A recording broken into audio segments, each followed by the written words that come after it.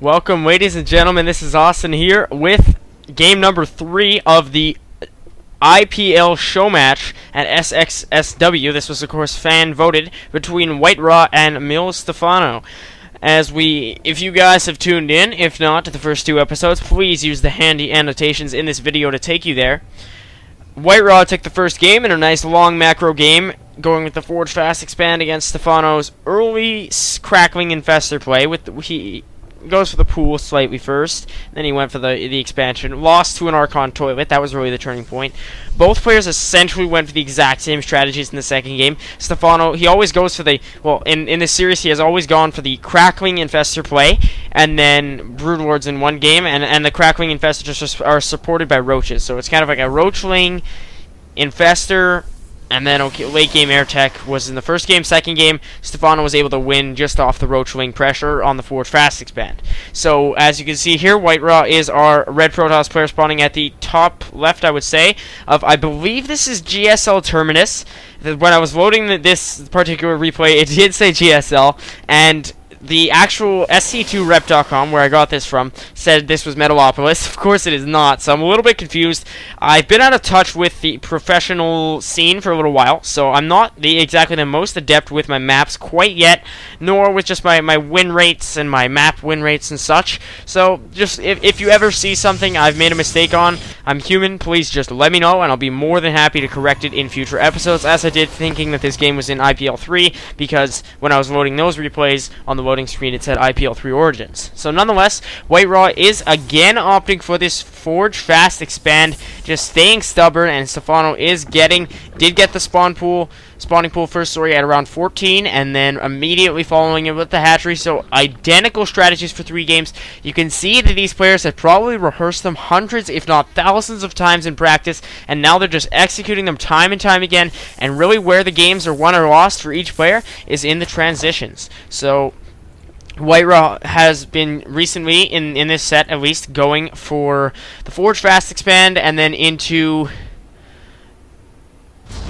late warp gate tech. So around the warp gate finishes at around 8:39 for him, I believe. And then Stephano, as I said before, I described his strategy before, so you guys should not need much more enlightening as to the specifics of that. And so, again, the first game was a long macro game. Both of these strategies are usually set up for the long macro game. But in each of the first 2 games, Stephano went for that roachling pressure. First game it flopped, and then the second game it succeeded and ended up winning him the game. So I think really the deciding factor in both games has been the fate of the roachling pressure. And, well, actually the roach speedwing, I would say, and also the timing of Stephano's upgrades. He was in the last game, he had weapons level 1 for his roaches, he had speed for both his roaches and his blings when he went for his final push, and now he is getting this fast third here at the 4.5 minute mark with the Overlord Scout. Let's see what kind of goodies he has spotted. No, wrong player here. So he's seen the forward fast expand, probably knows what he's going for now, and I can imagine a Roach Warren will be imminent. Oh, no, back to everyone. My apologies. So, I gotta work on my perspectives as well, right? This game is actually casted immediately after game number 2, because I was not really dissatisfied. It was just that it was a relatively short game, so I felt, hey, you know what? I'm tired. I'm in need of doing some commentaries, get some words out. So let's do them. 10 Zerglings in production here from Stephano, with the Forge finishing a little late for WhiteRa. He's going to have to fend off against these 2 Zerglings here. Hope for his sake he does not have to pull all his workers off the line, but if he does, that will be quite an inconvenience. So we do have 3 Zealots here moving in on the third. Zerglings will quickly move in to swarm them. So each game as well, actually, WhiteRa has moved in with that gateway Zealot pressure and then been forced to actually lost them each time to surrounds from Zerglings. So he's going to lose this Zealot here after 3 kills, and Stephano just has this handful of Zerglings. I don't think, only 1 kill, so I don't think they've actually done too much. Now, here is the Photon from WhiteRa, and no Roach Warren anywhere for our Zerg player, and so that is a little bit out of place for him, and he's neglected to take out the Zealot, so his drone production at the third may be hampered by that 1 Zealot. For Stephano, for WhiteRa's sake, Stephano should kill these rocks. Well, these rocks should be dead before WhiteRa actually worries about killing drones, and the Zerglings will probably take out the Zealot. Yes, they will. They will get this round, but the stalling has been done. WhiteRa has put the necessary pressure on, and instead of going for the Roach Warren, Stephano's opting instead to go straight into Lair Tech, and again, we do have the Cybernetics Core warping in for a Protoss player. Metabolic boost a little late in this game, and the Forge with weapons level 1 on the way. So, a little bit of a deviation in Stephano's tech, but he is opting for the Roach Warren now, so Lair then Roach Warren. I believe in the previous game it was Roach Warren then Lair, so he will probably try to hunker down for the long macro game.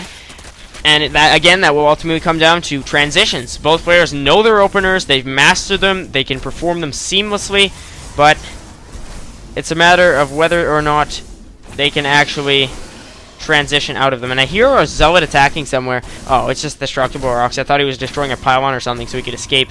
And now we do have missile attacks level 1 and the robotics facility for, well, ranged attacks level 1 for Zerg player Stephano, and then the robotics facility here for WhiteRa. So it's gonna again come down to just some minor timings. We're gonna have it's gonna be all about the Roach Warren finishing and the amount. So we do have, it has finished. 6 roaches are on their way with glial reconstitution. So this is looking eerily similar to the past game, and that past game Stephano did win. He's already jumped out to about 30 ahead in population and counting, so now 31. He's got his upgrades on the way. Metabolic boost finishing. He's probably going to wait for the end of glial reconstitution before he hits hard. 10 more roaches on the way, and I honestly do not think that WhiteRa is going to be able to hold this off. I'm surprised he's been this naive in this game, because he's just allowing, he's got the robotic facility and an immortal, oh no, he's going straight into the observer, so he will scout the push a little bit too late, and if he cannot get an immortal out,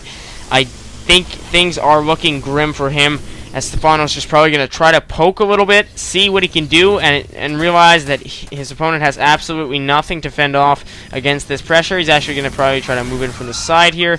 Zergling's just scouting out the third, and actually WhiteRa has always been producing the third when his opponent pushes on him. So again, just some identical timings.